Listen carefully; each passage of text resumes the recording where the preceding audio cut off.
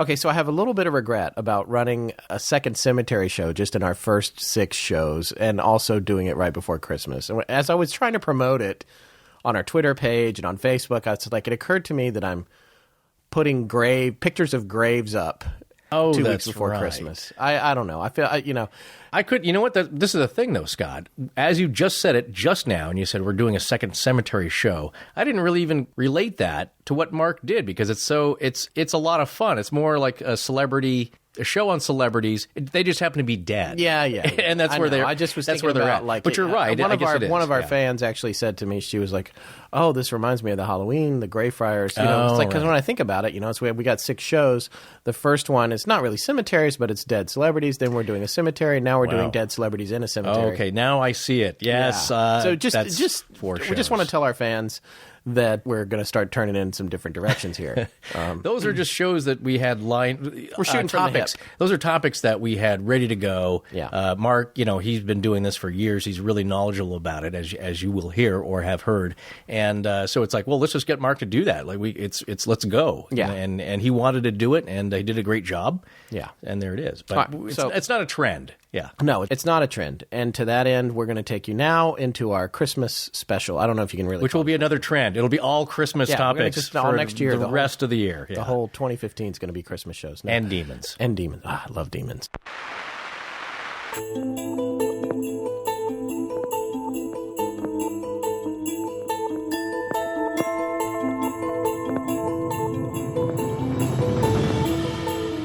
Welcome back to Astonishing Legends.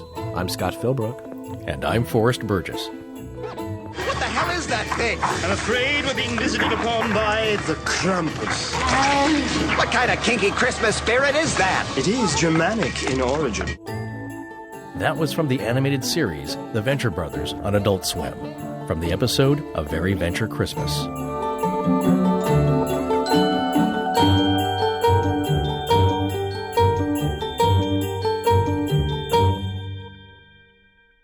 How is Christmas in your house? It's good? What do you mean? Like just traditionally? Yeah, I mean, no. Great. And by the way, all due respect to people who celebrate Hanukkah and all the other traditions and Kwanza, there's a lot of different traditions. Sure. We're going to be talking about Christmas tonight. It's what we know. Yeah, because it's what we know. Right. But Christmas is great at our house. I mean, it's not a lot of folks like the old days when I was a little kid and we had a bunch of other peripheral relatives, and it was a big deal. I'm an only child. So am I. Right? Yeah. So, but when I was a little kid, we'd have uncles and aunts, and we'd have 2 giant dinner tables stuck together. It was a big deal. Actually, you know what? Even Thanksgiving was a lot of people. But now that, we're older and people have moved away, and unfortunately some have passed away, it's really just kind of a small, intimate affair. But I really enjoy it. I'm 10 years old again. And it's just really great going back to see the folks, and takes you right back to your old memories. But didn't you go out of town one time? Well, yeah, I have the large extended Southern family. Right. I still have them. There's a lot of them. No Some matter of them how listen hard to this show. you try to get away from them. Yeah, I got to be a little diplomatic there, Yeah. but or a lot diplomatic. But yeah, it's a lot of people. When you get us all together, it's 20 people, some by marriage and others by blood. But right. a few years ago, I think it was 2006, my grandmother, who's the matriarch of the family, took everyone to London for Christmas. Wow. What sparked that idea? It was just something she wanted to do. She loved London. She used to love traveling when she was younger. She doesn't do it so much anymore. So she rented us a couple of flats in the Mayfair district in London, and we all flew over there. And I'm sorry, did she have any history with London or England? No, other than visiting, Right. And what, Well, no, see, to the American, it's Charles Dickens. It's a classic, traditional Christmas. Yes. And where it all started, and it's, all that kind of lore. I got to tell you, I loved it. I loved London. I loved England. And at the time, I had been living in New York City. That's another great place to experience Christmas, it's too. wonderful. Yeah, at Christmas. Chestnuts roasting on the street. It's really great. My wife worked at Saturday Night Live, so, the tree went up every year at Rockefeller Center. It's an amazing feeling to be in the city at Christmas. Yeah. But...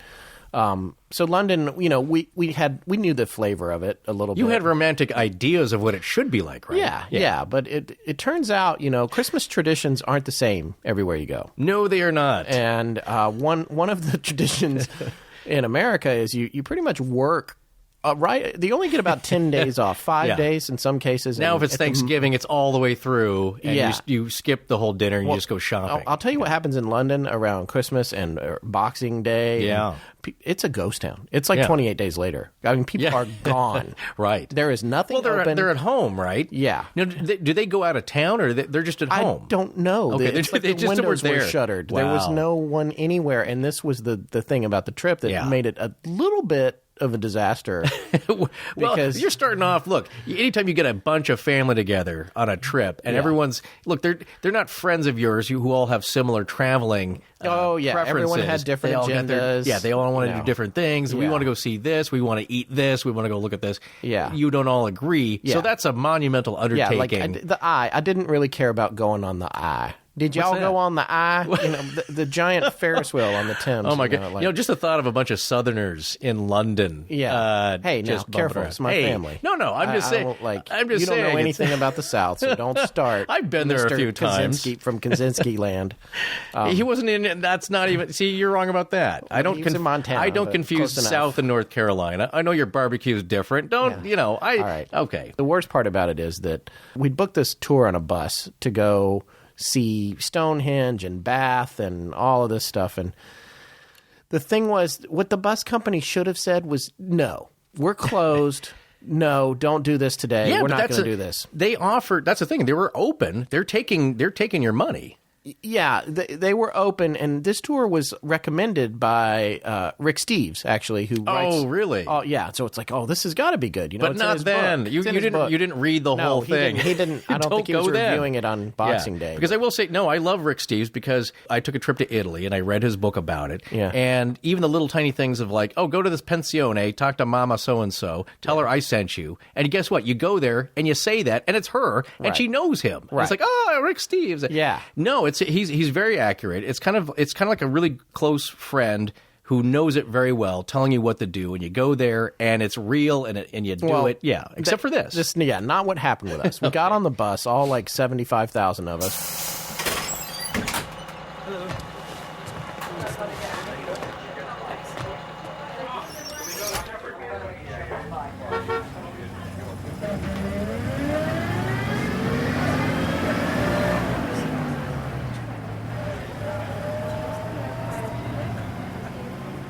So we go out to Stonehenge, and it's closed. Not only is it closed, there's a giant fence around it. The bus stops, and we get out and stand on the side of the road and look at Stonehenge through a chain link fence from like 30 yards away. Sorry, folks, park's closed. The booths outside should have told you. By the way, the driver you know what that is? Yes, but the driver wasn't even that nice. He didn't even get off the bus. It wasn't John Candy. No, there was nobody. It's just kind of like they stop and the door opened. Yeah. And we all walk out, look through the fence, get back on. So then we go to Bath. And Bath, I'm telling you, if you've seen the movie 28 Days Later, which is the zombies, or any post-apocalyptic film, that's what was going on in Bath. I mean, there was no one anywhere. It was like a movie set that was empty. Hello? Hello? Well, I presume they're at home. This is the thing, though.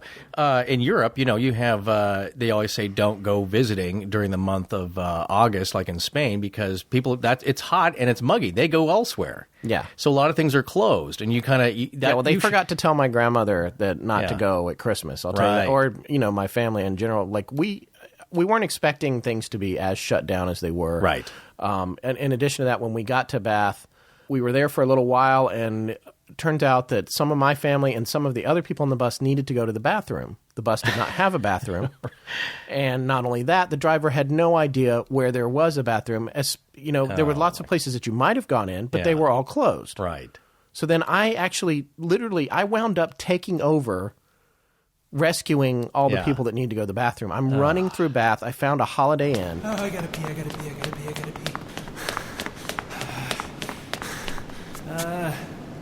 Hotel.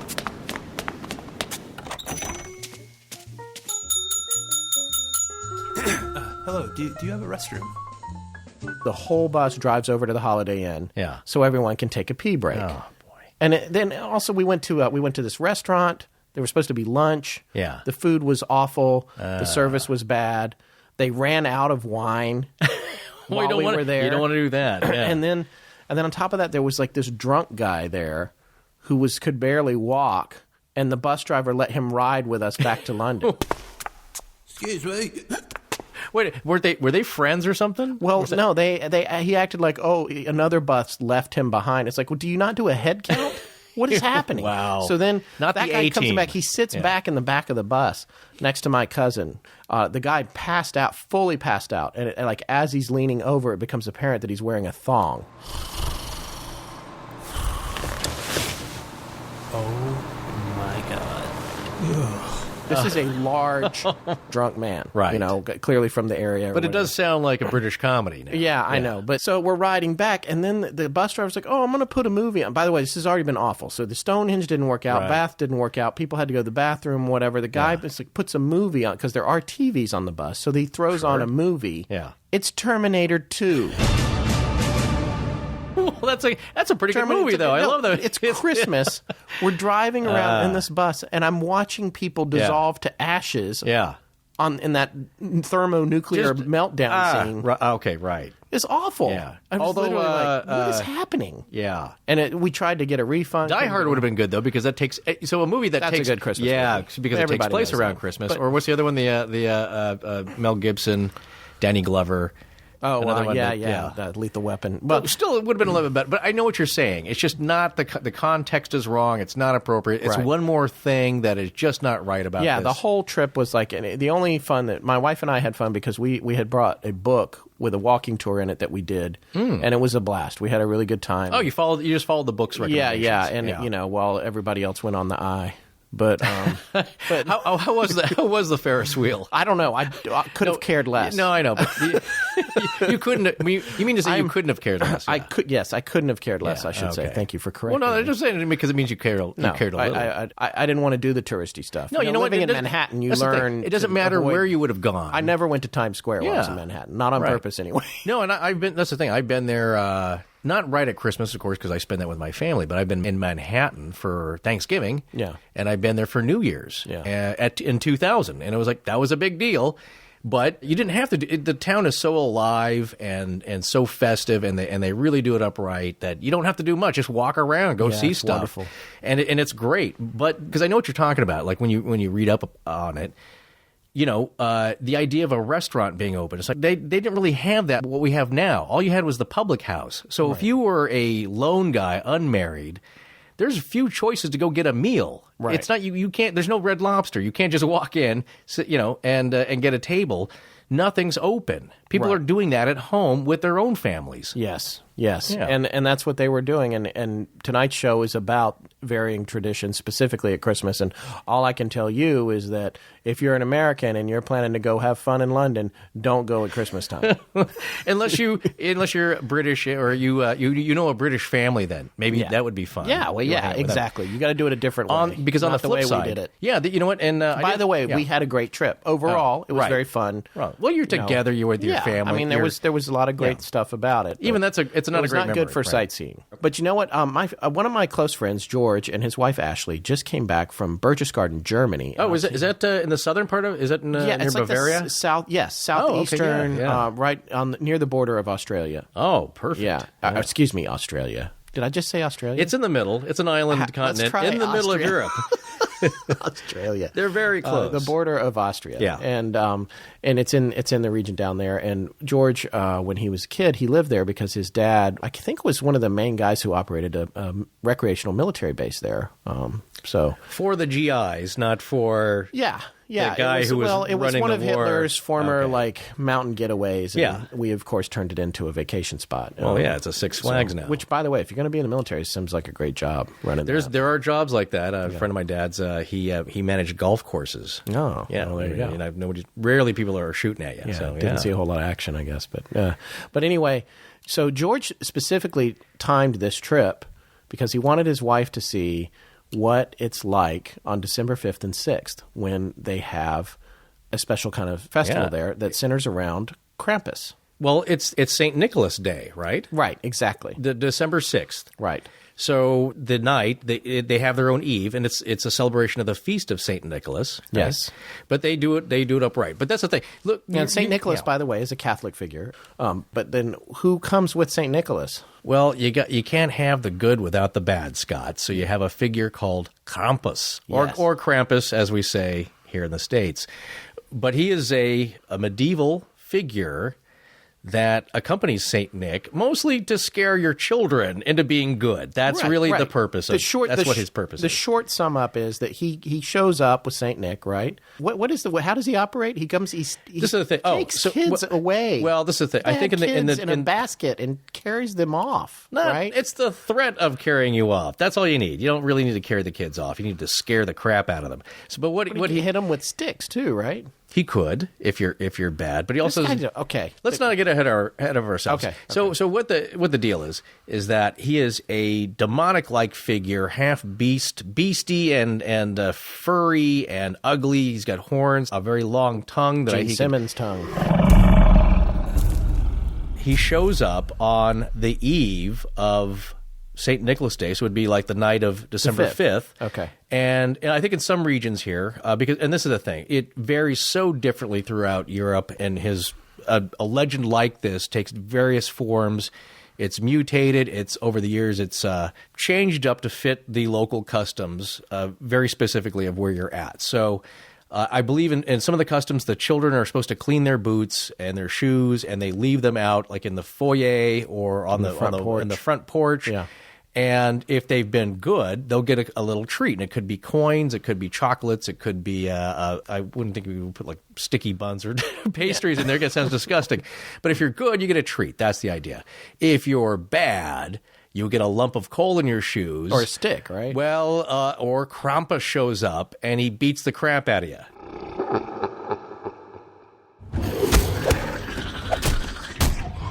Right. Now, the thing is, it's so this, you think like, okay, that's kind of wacky, but the traditions of this character go way back to paganism, druidism. It's all these things. It's pre-Christian pagans mythology. People against goodness and normalcy. You're not talking about the.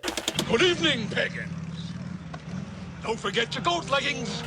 So what you have is this character, and basically it's parents taking some lore into their own hands, some legend, to scare your children into being good. See, here in the States, it's St. Nicholas, and all you do, if you're a bad kid, well, St. Nick, he knows you're on the naughty list. You're just not going to get any toys. There's no punishment, really, other than you're not going to get any toys. All right, so if that's, you're bad, yeah. There's imagery of him carrying children off. Well, that's the thing. So he varies quite a bit depending on the region you're from, and it's usually the Alpine countries. So we're talking Bavaria, into northern Austria, but even into Romania. There's versions all over Western Europe of this character, and he can sometimes have a basket, and he will either take the naughty children away with him in the basket off to his lair to do who knows what. Okay, wait. I have questions about this. Sure. Do they ever come back? Or are they just gone forever? Is this Well, this is the interesting thing. See, this is what I love about this, because Scott, when we were thinking of a nice, light, fun topic like a demonic Christmas figure from the Middle Ages or even further after that, we wanted to be very conversational. Like, well, this would be fun. It's got a lot of great imagery. It's not ancient. The character's not that old, but it comes from very ancient roots. Pre-Christian roots. But once you start diving into this, it goes in so many directions. And again, I'm going to coin the phrase wiki hole, because there's so many links to different saints and traditions of France, which are slightly different than the Norse and Germanic traditions. Is this where you're going to tell me about the Led Zeppelin Zeppelin 4 I'm getting cover? to that. Because that's really interesting. Again, there's so many little things that are kind of fun. But when you specifically asked me about, do the kids in the basket ever come back? The image that popped into my head was from Charles Dickens' A Christmas Carol. And specifically, there's a great animated version of it that I really want you to show to your son, because it scared the crap out of me when I was a kid, but I loved it because of just the way it was animated. And I believe one of the directors from Charles, we'll think of his name here in a second, but he used to do all the a lot of the Warner Brothers cartoons, and he's from Spokane. So the way that this is animated, because it's not cartoony, I think it was an Australian production, but it was the Ghost of Christmas Present, and he's a grandfather Christmas, which we're going to get to because this ties in. But under his cloak are the two children of Want And what's the other kid? This boy is ignorance. This girl is want. Beware them both, but most of all, beware this boy. They're scary. That's the point. They're emaciated. They're ghostly looking, and they're hiding under his cloak. And it's like, these are representative. This is what we're getting at. It's not physical children, although there's another tale about children actually being carried off, which sparks another similar figure to Krampus, another counterpart of the goodly Saint Nick. It's the idea of children, the innocents, being carried off to never be returned again. It's a grim fairy tale. It's a cautionary tale, which is what these are. They're meant to scare people into being good. Right. When you don't have formed ideas, you make stuff up. So basically, this is what's happening is that you're scaring kids of like, well, he could carry you away and you may never come back. Now, there's other traditions where it's meant to be terrifying. Sometimes it's a basket to carry off children, or it could be a bundle of sticks, or it could be a basket holding a bundle of sticks. And a lot of times it could be birch. Why does he have a bundle of sticks? Well, to beat you with. But this is the thing, Scott. It's not just about that, because now when you're talking about branches and sticks and twigs, that goes back to Druid and pagan customs of honoring and worshiping the tree. And a lot of times it's birch. And, and being a stick, it could be phallic in nature. That's a lot of Wiccan and pagan ritual. It's about the sacredness of the tree itself and representations. But now you see it as a wreath. People put wreaths of boughs of holly, all that. All these things come from these traditions that are pre-Christian and very old. I wouldn't say really ancient, but they're very old. And and then when you mentioned bundles of sticks, some have theorized that the photo of the old man with a giant bundle of sticks on his back on the album cover to Led Zeppelin 4 could be this other character who's very much like Krampus. Yeah. And I'm going to try and say his name here. He's a French character. Père Fouettard. Oh, very nice. Hey, Ryan, how does the Google Translate lady say it? Père Fouettard. What that means is that he is a French character, and I'll tell you the tale of him in a second here, because that's just frightening. That's even more horrific. And basically, when you punch that into Google Translate, it means Father Whipper. So it's a lot of these are Father Christmas, Father Whipper. It's somebody who's in a position of authority, who's kind of mystical. But that's what it means. It's a père, father, and I guess Fouettard is a whipper, but that's what it means. But when you have Google Translate do it, it translates as the boogeyman. Isn't it interesting? He's a scary character. So now in French tradition, I think there's two main origins theories about him. Is that one, he was an innkeeper or a butcher. And but basically 3 young boys go off into the woods on their way to, I think, religious school, some kind of a parochial school. And he thinks that they're rich. So the idea is that he's going to rob them. So it's either himself and his wife lure these kids back to his inn or butcher shop, and he either drugs them, cuts their throats, puts them in a barrel, or, again, you're seeing the barrel imagery, or a sack, something carrying children off, salts them, cooks them into a stew. Oh, hello, boys. Right this way. Wait, this is Perry Fouettard or whatever? Yeah, it's Perry. Yeah, that's it. Right. Futtered. Go ahead. No, it's, that's the French, that's Father Whipper. Okay, so either the butcher or the innkeeper, alone or with his wife, kill these children. Now, St. Nicholas comes by, sees this, and, restores the children to life, doing a good deed, because he is also, that's where you get to sainthood, performing miracles. So that's one aspect of it. Brings these kids back to life, and the butcher or innkeeper, Père Fouettard, is so he's repentant. You can stop saying that. No, I'm gonna keep doing it until someone complains. That's what I'm gonna stop. You don't count. I'm talking about one of our listeners. Okay. No, I'm not doing it right. But the she sounds so good doing it on Google Translate. Yeah. So he brings them back to life, and either the innkeeper is so repentant and sorry for what he's done that he follows Father Christmas or Saint Nicholas or any of these other iterations that you want to call him. He follows him around, and he's basically the bad cop. And when kids are bad, he whips them and beats them. Wow, that's an interesting story. And see, that's the thing. What I've come to realize is that it's the duality of good and bad, which is how the universe runs, Scott. You can't just have good. You can't just have bad. It's a balance. It's the yin and the yang. Well, and what's interesting to me is even here in America, we grew up as kids, at least I did, you're going to get that lump of coal. It must come from this tradition. Well, that's, but that's the... I mean, it's not just a joke about St. Nicholas Night. No, that's where you get a lump of coal in your shoe or your Charlie Brown. But who would do that to a child here? We can't even imagine that here in the United States. Well, who would do that to a child? I wonder why the bad cop didn't make it to the U.S. Well, now, a version of him did, but I guess in the 30s there was I'm not sure if he's in my notes here, but I did read that there is kind of an American version who didn't actually have much to do with Christmas at some point. Again, things are getting watered down here over the years. Right. People forget traditions. They make up their own things, and some things stick and some things go away. I guess in the United States, talking about how things get filtered down, in the 30s, Père Fouettard appeared in the United States under a name he was called Father Flog or Spanky. No, isn't it? Spanky. Spanky.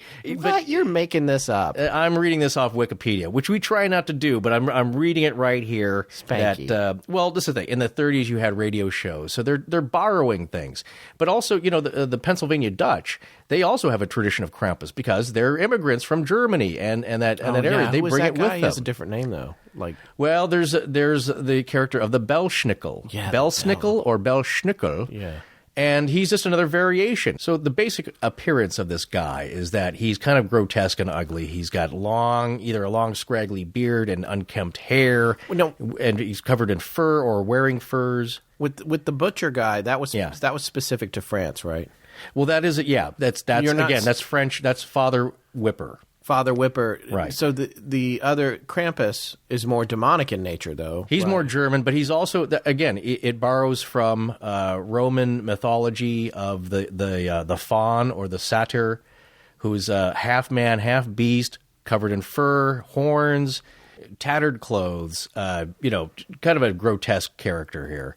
But he does a similar function as that in some cultures. He will ask you questions. You have to get the questions right. And if you don't, he whips you with his sticks or a stick. And if you're this guy's more human, though. He's less demonic than exactly. Krampus. No, he's not. Right. Yeah. He's more of a human figure, although kind of mysterious. He is some have called him an elf of sorts.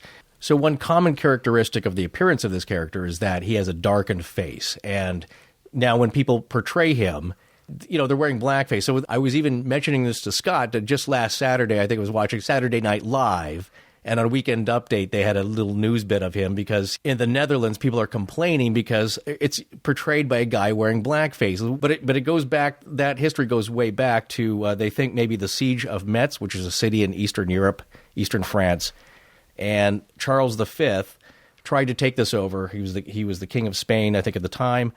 And it didn't go well, and so he was burned in effigy and dragged through the streets, this effigy of the king. So that's one theory, is that, well, his face is blackened because it's a burned effigy, or that his face was blackened because he comes down the chimney with St. Nick. Yeah, but St. Nick doesn't get blackened when he...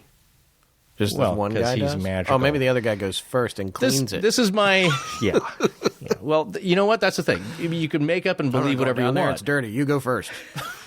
Now it's clean. And he's fatter. So, right. But that's the point, is that these things... I personally see it as that it's good and evil. This guy is supposed to be ugly and kind of and grotesque and scary. That's the idea. That's the purpose of this character, no matter what part of Europe you're in. In America, we haven't had anybody since Spanky. No, and that's the thing. Spanky wasn't necessarily, or Father Flog, and he had a female character with him, Mother Flog, and they would also dole out punishments. So you see lasting kind of themes through here, is that they dole out punishments to bad kids. Now, you have a child, yes, and do you ever try and scare him into being good? Well, it's a touchy subject. Yeah, I know. Yeah, I know. Not scare him, but do you try I'm certainly not telling him that a long-tongued demon with horns is going to carry him into the woods in a basket. Yeah, well, but you know what? People were... If he doesn't make his bed. People were...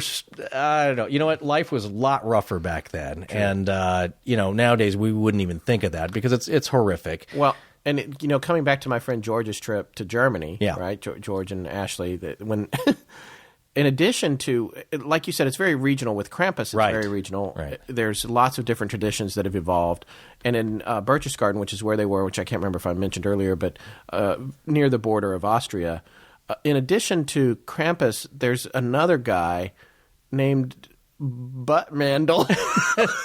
I think this is just your wishful thinking that he's called that. I mean, this guy it's like an angry bale of hay. Yeah. And it carries the chains and the bells. They make a lot of noise. That's the idea. And they went to this festival, and we have pictures from their trip. That was just a few days ago. We're so fortunate that this just happened to happen. We got some pictures from their trip, including I think they're going to let us use a movie. Oh, do they have a picture of the guy, the character? Oh, yeah. Oh, cool. Yeah. And the other thing is, and what Georgia told me was that these are German military kids who are dressed up, and they specifically are really looking for girls. Oh, of course. And so what they're doing is Ashley, his wife, was taking a lot of pictures of them, and when they clued in, three of them came over. And he said she was hiding behind some elderly German couple, and they were just whipping the mess out of her. Oh, really? And of course I said to him, I was like, is this deviant at all? And he's like, no, there's nothing sexual about it. There's no it's all the hits are on the legs. It doesn't move up, But he said she got welts. I'm sure. Apparently, he has a picture of this, which he's at this moment probably trying to convince her to let me put on the internet. Well, because we're not using their last name, so maybe that'll be fine. But still, so she was actually switched just a few days ago. Well, by Buttmandel, who was out there with Krampus. Krampus was there too. Okay, see, again, it comes back to this is the running theme. How many guys show. are there? Why are there so many bad guys? It's a bunch of different variations on this. Now you're mashing pagan rituals and just human nature. Basically, look, people have been good all year. They've tried to be.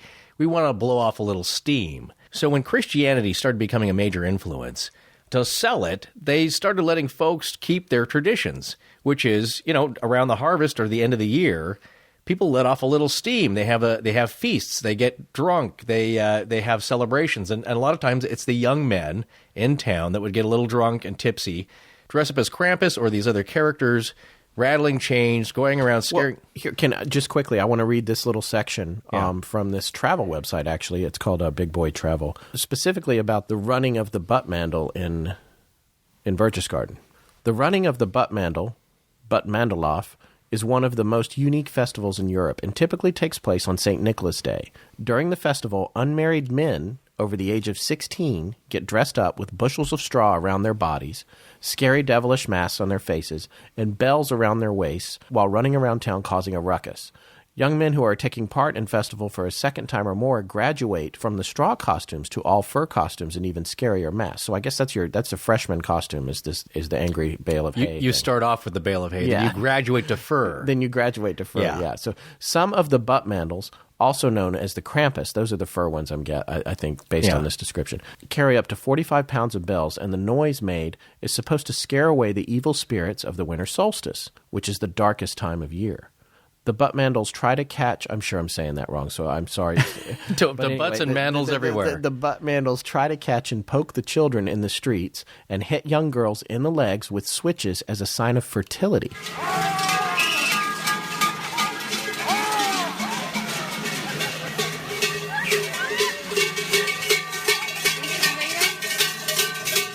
Some of the houses the group visits have all their furniture moved into the street in an effort to make sure all of the evil spirits have left the home. The entire time they make their journey from door to door, the Buttmandels are led by St. Nicholas as he blesses children and gives them gifts. See, well, there you go. It's a mashup of all these different traditions. But basically, you have the tradition of the winter solstice coming into play, very old, where you have young men getting a little tipsy and running around. And what does this sound like, Scott? People dressing up, scaring evil spirits, demanding treats or tricks. It's Halloween. Exactly. I know. I was going to say that. There's a lot of common ground between this activity and Halloween. And that's one of the ideas of Halloween is that you're not trying to so much scare other people, although you would like the treats and you would like to smack young girls in the thigh. That's always fun. But, you're trying to scare away the evil spirits for the end of the year. Send your angry emails directly to Forrest. What's angry about that? It's who fun. Doesn't like that? Yeah, okay.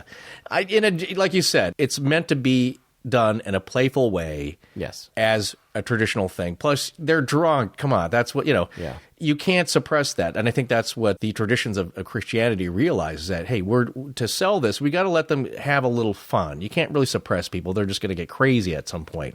You know what? This is an interesting point that we come to now, because when we first started doing this, I mentioned, we should do a Christmas theme show. And you said, well, nothing's really scary about Christmas. It's a time of joy and light and people having fun. And I was thinking, like, yeah, that's true. That's how we've come to see it. I was completely overlooking Dickens, though. I mean, oh, well, there you go. That's a whole other area. Frightening story. No, but okay. So specifically A Christmas Carol. One of the podcasts that I got turned on to when we first had this idea, and I was researching other ones, is Jim Harold, and he has a lot of great podcasts out there, and a Paranormal Plus Club, and it's the Paranormal Podcast. Yeah, we really got to plug Jim, because he was a true inspiration to us in getting started. His show is different from ours. Yeah, we try to do something different, but as far as, like, he's the man, as far as, like, interviewing authors, and he's been doing it such a long time. I think he's been doing it since 2006, maybe. Yeah. If you enjoy our show, you should definitely check Jim out. Yeah, definitely. And my favorite one, he has a lot of shows. One of my favorite shows of his is Campfire, which is just people calling in and telling ghost stories. That's a great show. I love that. Oh yeah, no, we have to give a tip of the hat to Jim, and a really nice guy, very super guy. But yeah, Jim, if you ever hear this, Jim, without you, we wouldn't be here.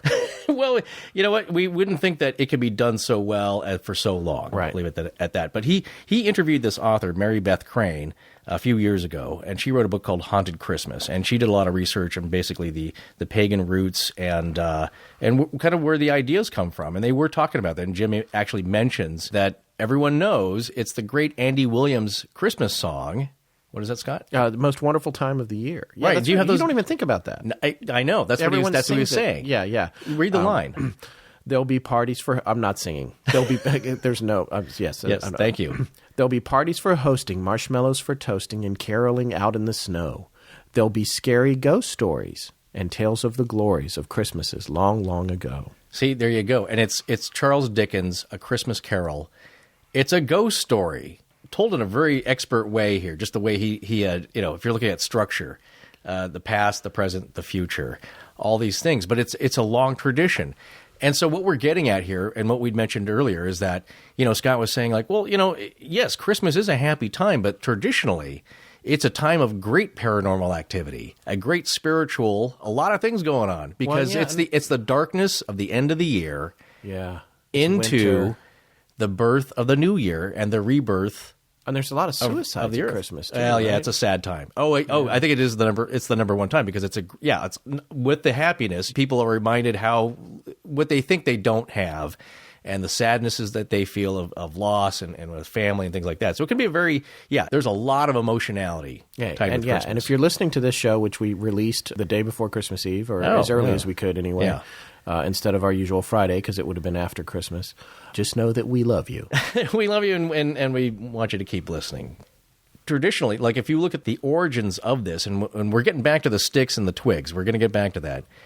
But what you have are these pagan rituals of the Celtic peoples, the peoples of Northern Europe, of the Alpine countries, where during the winter solstice and these different celebrations, you're celebrating these old traditions of, some have to do with the Norse god Odin, that maybe that character is kind of filtered down to become Father Whipper and some of these other characters. Some of it could be based on the Germanic god Woden, or Woden. I think I may be saying that right.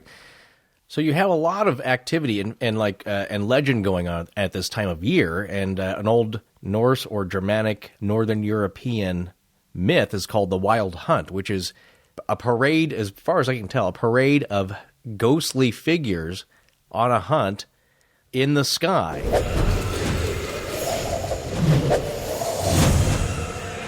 And if you were to see this, it could foretell plague or some terrible thing happening, i.e., Mothman. Well, that's just like maybe the Mothman. Foretelling supposedly, of something bad. In addition to being, by the way, we're just 3 days away from the 47th anniversary of the collapse of the Silver Bridge in Point Pleasant, West Virginia, which 46 people died. Oh, that's right. And that was That was right around Christmas as well. Yeah. And the Mothman, of course, was prevalent in the area prior to the bridge collapse and supposedly was not seen after the bridge collapse. Right. Now, and if It was a year to the day, right, before. Yeah. And if you read John Keel's book about the Mothman, there's reports of it being sighted over Chernobyl. No way, really? Yeah. So anyway, that's interesting. It comes back to what you're saying about the battle in the sky and the portent. And isn't that interesting, though, that we have a modern-day equivalent of seeing something weird and then something bad happening? Yeah. Is what it boils down to.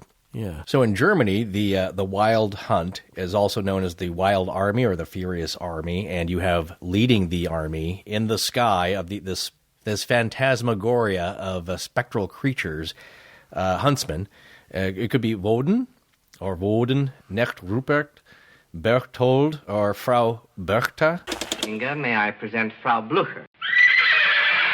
That was from Young Frankenstein, one of my favorites, Frau Blucher. But also, see, this character, though, Frau Berchta, she is a character much like Krampus. She whips the bad. She doesn't really reward the good, but she basically... What does she look like? What they all look like. A grotesque, haggard, tattered character. It's meant to get your attention. And so she goes around, and she's kind of like a witch. And I think she would also give gifts or punishments, depending on how good or bad you were or how well you answered the questions. Answer me these questions 3. It's the from Monty Python. It's always the old character at the bridge. You must answer the questions. If you don't get it right, you're Indiana flung into the Jones. void. Yeah. He chose poorly.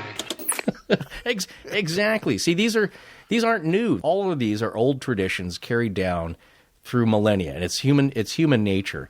But what we're getting to here, as far as the sticks, and I'm not sure if I mentioned this earlier, but the twigs and the sticks, the neo-paganism. There's a great movie called The Wicker Man with Edward Woodward as this. I believe he's a British cop. He goes to investigate this island in Scotland where there's basically it's a whole village of neo-paganists led by Christopher Lee, the great Christopher Lee, and they're not very helpful. He goes to investigate the disappearance of a young girl, and they don't even claim that she was even there. But the more he gets into it, he realizes, like, wow, they got their own thing going on here. Christopher Lee plays Lord Summerisle, and he's just his great creepy self. But they're paganists, and so what happens is what I'm getting at here, where it ties into. All I can think about is the Equalizer meeting one of the wizards. Boy, if he was the Equalizer, he would have kicked all their asses. You wouldn't even have this problem. Right. But what happens is that this goes into their traditions of finding a sacrifice, and going back to what Mary Beth Crane had talked about in her book Haunted Christmas, is that there's one person chosen as the Lord of Misrule. So on this day where people are able to let loose, you know what? I saw the movie. I saw some behind-the-scenes kind of stuff, and they talk about the lore of this, and they had some historians and anthropologists on. It's the idea of that you take a fool from the village or an unsuspecting person, or it could be a criminal or just an innocent, and you make them king for the day. You hoist them up, you treat them properly, and at the end of the day, you put them in this giant wicker character and you burn them alive as a sacrifice to the harvest of the new year.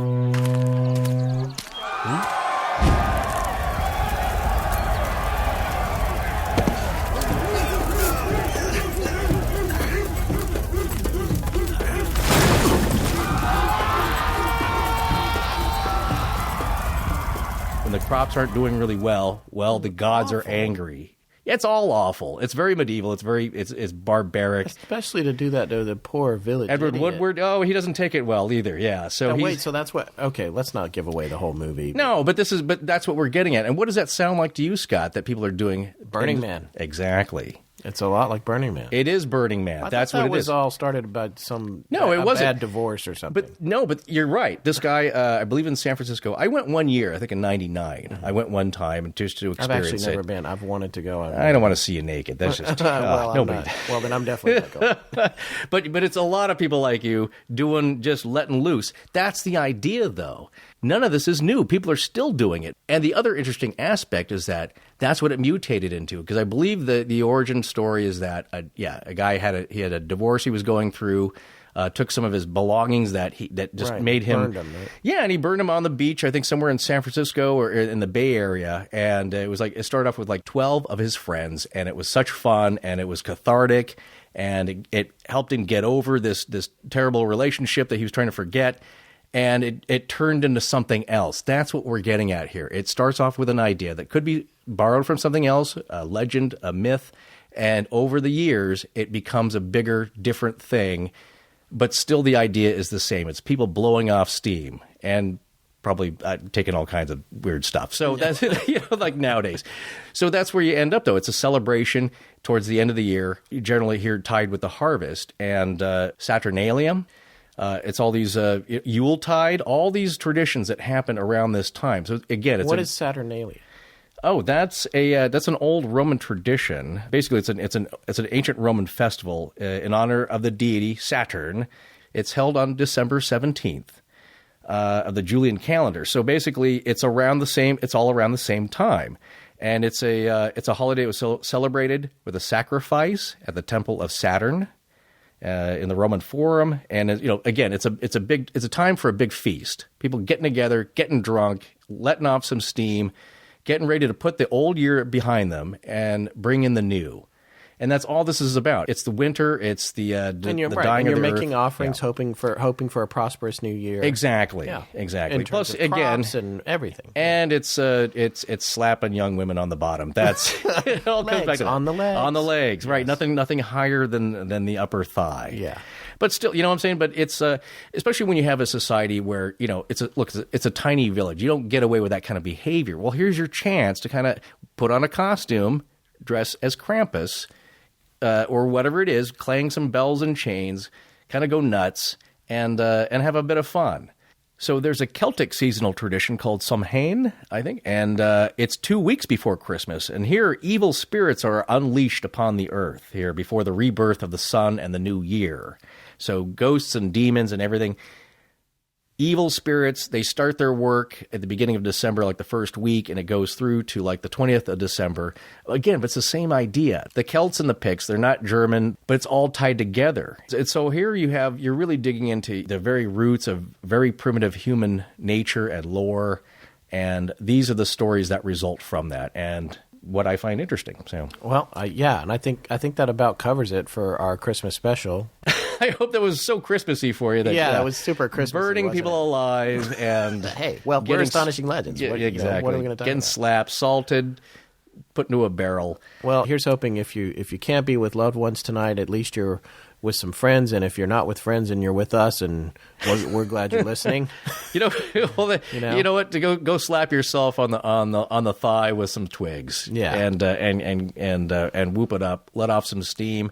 And get ready for the new year. Get ready for the new year. It's going to be a good year. I think 2015 is going to be a good year for everybody. I think you're right. I think 2015 is going to be a year of great change. That's my prediction. A lot of different, varied, interesting things are going to happen. A lot of interesting things are going to happen on our show, that's for sure. By the way, in a few weeks, I'm not sure exactly when, you can look for a store on our website. We're getting stuff in. We got some decals in already, which are very cool. We're going to be having hats are in transit to me, and we're working on T-shirt designs now. So if you're interested, if you like our logo or you're interested in supporting us, we'll have the store up soon, and of course we'll be making an announcement about that. We also have an Astonishing Legends Krampus mask.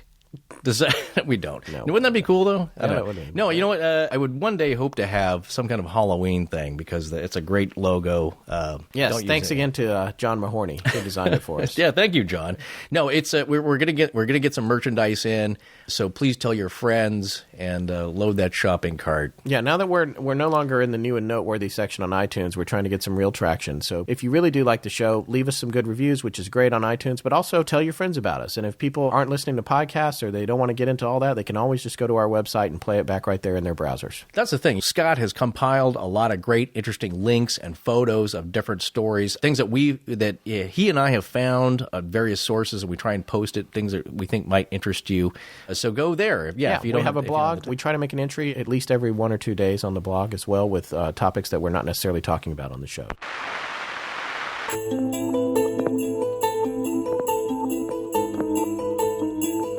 Well, happy holidays, happy New Year, and we'll see you in 2015.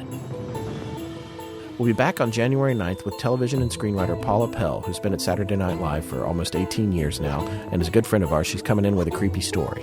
It's a good one. I want to thank Judson Crane for our amazing theme music, Ryan McCullough for world-class sound design, and John Mahorny for our great logo. Most importantly, we want to thank our listeners. You can find us online at astonishinglegends.com, as well as Facebook, Twitter, Tumblr, and Google+. Good night.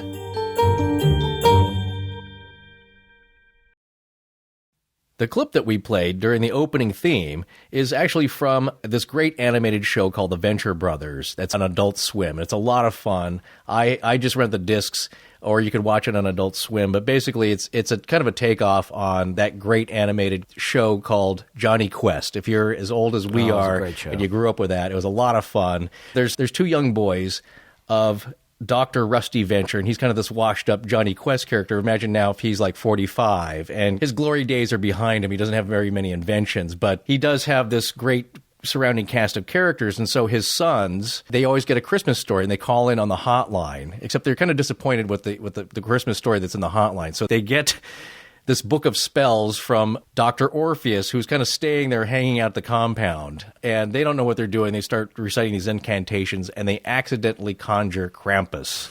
And he ruins the Christmas party. Yeah, that's a great episode. I really enjoyed watching it with you, actually. Yeah, it's a lot of fun. And here's a little fun fact. So the character of Dean Venture is voiced by Michael Sinterniklaas. And he was born in the Netherlands. And he's done some other voice work, so he's known for his work on the Teenage Mutant Ninja Turtles in 2003, Pokemon, and but his last name, Sinterniklaas, is a variation of the Dutch version of Saint Nicholas, Sinterklaas. So isn't that interesting? That is interesting. Yeah, a little tie in there.